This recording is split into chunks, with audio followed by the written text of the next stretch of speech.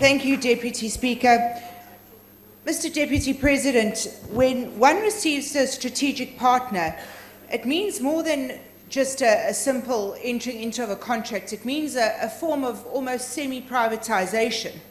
Now, quite rightly so, Minister of Finance, Mr. Tito Mboweni, said that state-owned entities simply, some of them aren't required and some of them in fact need to be sold off. Now, President Ramaphosa has had two different opinions, especially regarding Eskom in this regard.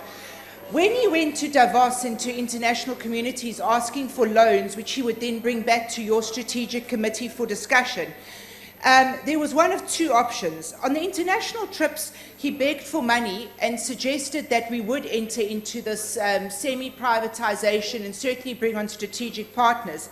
But in this very House, when he discussed the same issue, he said that privatization of any kind would never, ever be allowed. And in fact, Deputy President, I believe the scientific term that he used for this changing of mind was manga manga. Could the leader of government business, and now clearly the leader of the ANC, tell this House whether or not you and your committee support the Finance Minister's call for privatization, most certainly of Eskom and the selling off of certain of the SOEs? Deputy President. There is no manga business. The President said so. Yeah, there's no manga business. No. I don't think that's the way we should... I don't think that's the way we should approach this debate. Whether there are certain entities that must be privatized, certain SOEs, this debate cannot be approached this way.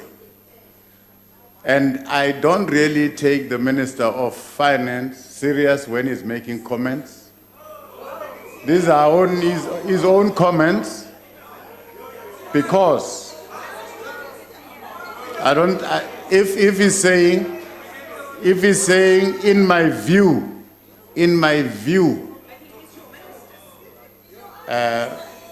we'll take the minister serious.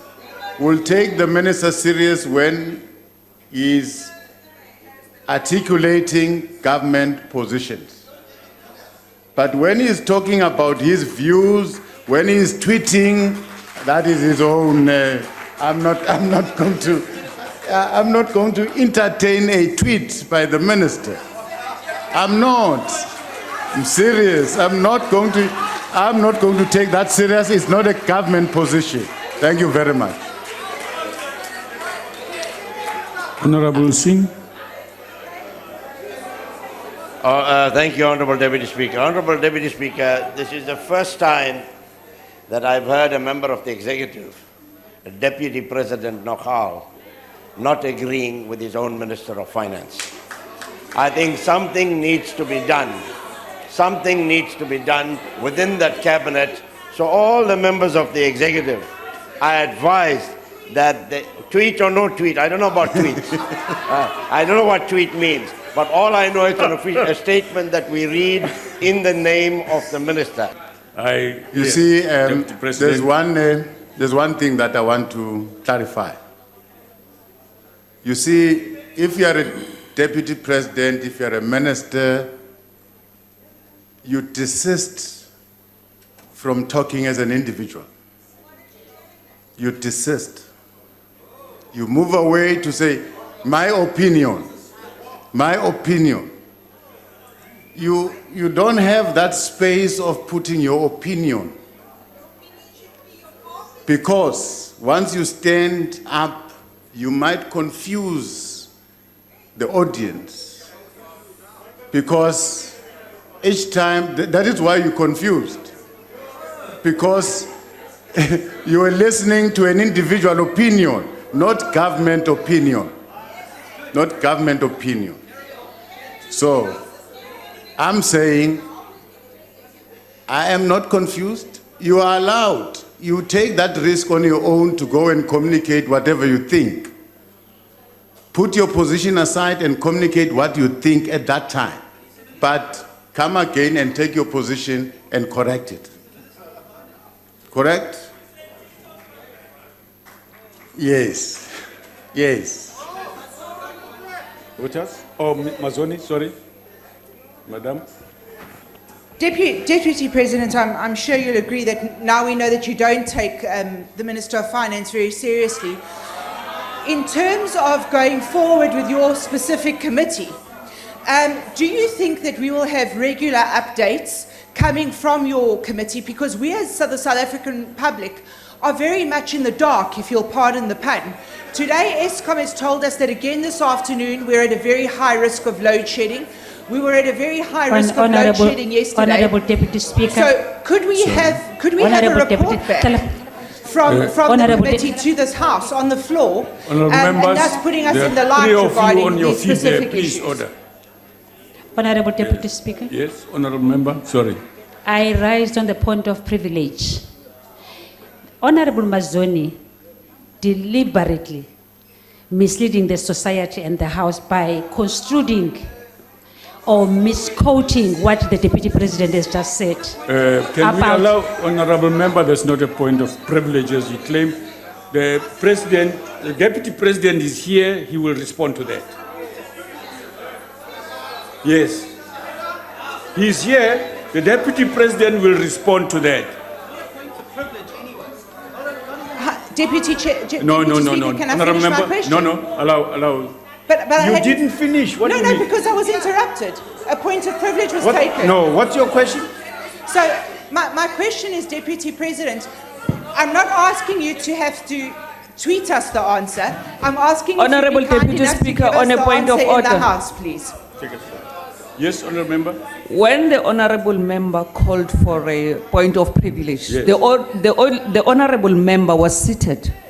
So she didn't disrupt her question. So she's taking chances. Honourable members, honourable members, let's not, Honourable Mazoni, please don't continue the discussion. And it's correct, we shouldn't take chances. Go ahead, Deputy President is here and will respond to all of you. Thank you very much. I think we must clear this one, me and you, that whatever the Minister of Finance said relating to privatization, which is not the position of government, it's the opinion of the minister. It's not the opinion of government.